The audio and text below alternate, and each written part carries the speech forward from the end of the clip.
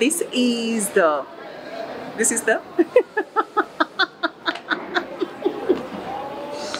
is Koi coming to you with all the flowers from Nairobi. So shall we just walk in and see anyway?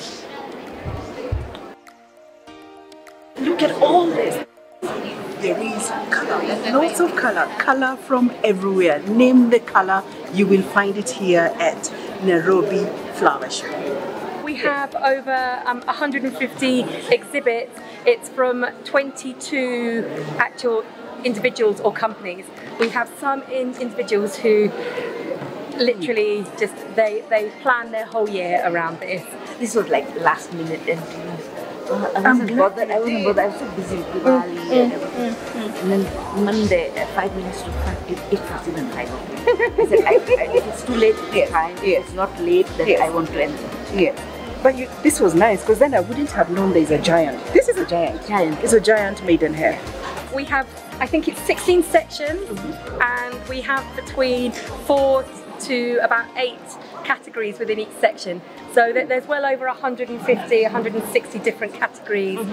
There's everything from cut roses to succulents to orchids and hanging plants, as well as all of the big open exhibitions that are kind of huge set pieces that are mostly done by corporates or districts themselves, but individuals can open them as well, or enter them as well. So there's a lot of choice. This is the flower that says, "Touch me not," because if you dare, I will poke you. Just try your hand on this one and you can see. It has tons and tons of thorns, but yes, it still looks beautiful. It has its own character to it. And then towards the end, it just tells you, I'm still a plant, I have a little bit of green. It reminds me of a ponytail. It's like, it has something like a ponytail-ish at the end. So it's very, very gully. But yes, don't you dare touch the Madagascar palm. This is teasing, because it's not maroon, and it's not red, it's not white. It just has a whole mix of different colors, and of course it has the green leaves, so it is teasing. I keep telling you that flowers will speak to you if you allow them to speak to you, and they talk to you in colors, in shapes, in sizes.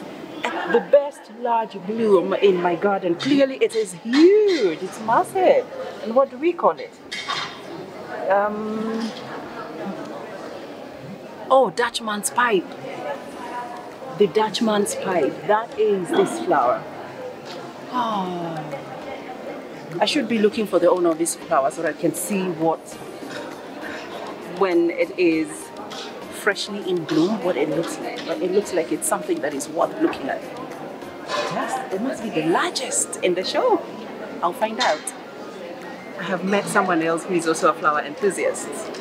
Yes, hi, my name is Aditya. Yes. I'm a lawyer, and photography is one of my escapes. But also I've started gardening recently, which has been a lot of fun. So I dug out a very small section of our garden and planted all sorts of like flowers, like gazinias, which I really love, because I find they're so unique and you don't see them everywhere. Yeah. So I'm actually learning a little bit more about plants, flowers, taking care of them. And obviously I can combine both photography and flower photography. Yes. So it's always great fun. How do you make the leap from being the lawyer that you are into gardening? I think, like you said earlier, it's so therapeutic, right? So I think many of our jobs these days especially are stressful, traffic is stressful, and we all need a place just to escape. We need a place to escape which sets our mind free. And they talk about it, it's called a state of flow in scientific terms. It's where you're doing something you enjoy so much you forget about everything else. And that refreshes your mind. I do. When it comes to a bit of gardening or photography or other things I enjoy, it's like you shut down that other life. I shut down that other life, and you can actually walk away from something feeling very, very refreshed. I have a history about every flower in that compound. What? This is why I got this one, this is why I got this, this is why I bought this one. What? Yes. Okay, that one you have done me. I can see there's a story here, and there's a story about growth, about life, about where does life come from. So there's a seed here, we have funds, it's supported by the rocks, And it also says you can thrive anywhere. Who would have thought that this would be growing on a rock? This looks like a cassava. And something else that I won't say. Mimi sikusema hiyo. Wasn't me. Wasn't me. If you walk out of here with no smile on your face, I don't know what else will make you happy, but this is the space that you need to be in.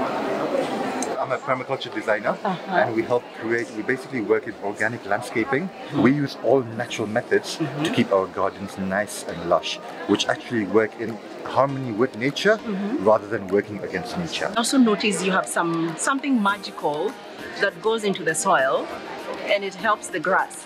I'm using the layman language. It's all about compost.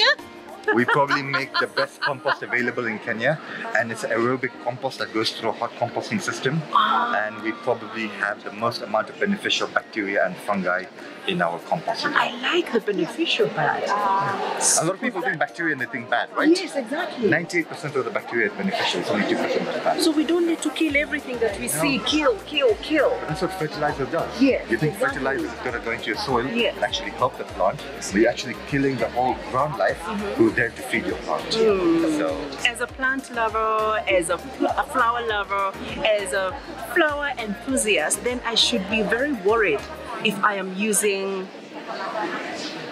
what? anything that's packaged in a bottle and says dangerous to use. Desert rose. And we braided it ourselves as well. Sorry? That was self-braided in the nursery. Oh, really? Yeah, You do this? That's 3 plants put into one. Oh, wow. And how old is this? This is about 3 years old. 3 years. 3 years old, yeah. Is it the desert rose? Is it some sort of a bonsai? Some people call it a bonsai because you can basically make it look quite bigger as well, but it's not actually a true bonsai. So how do you get this? You get the cutters? These we grow them from seed, and then we actually graft the other plants on top of it. That's how we get all the different colours. Oh, I get it. I was about to ask. I know this one. The pink one, yeah. Yes, this I know.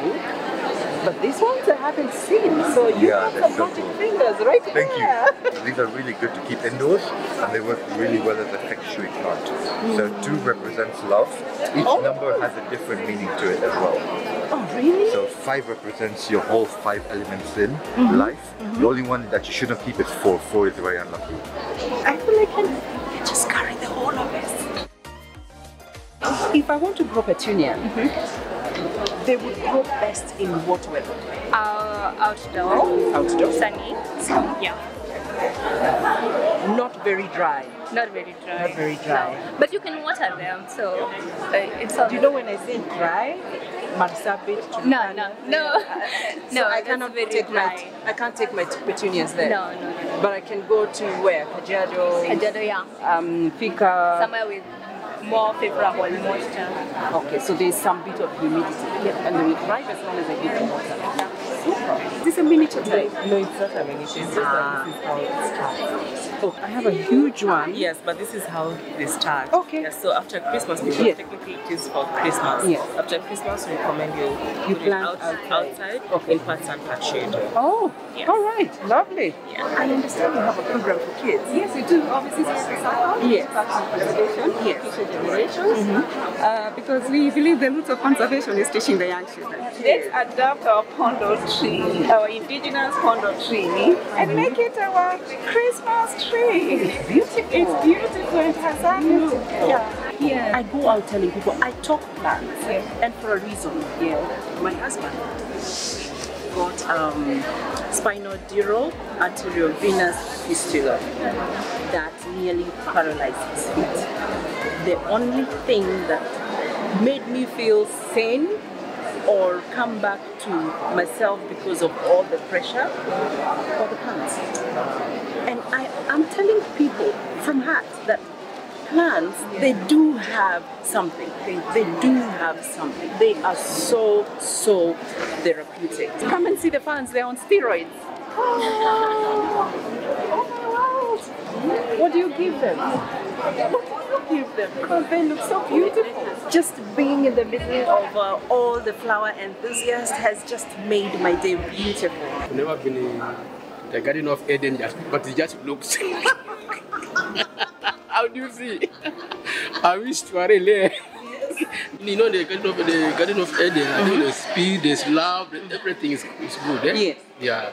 I assume you are in that place. Nice.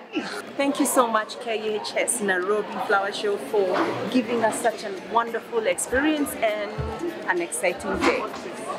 Ta-da! Bye. See you. Bye. Go Harry.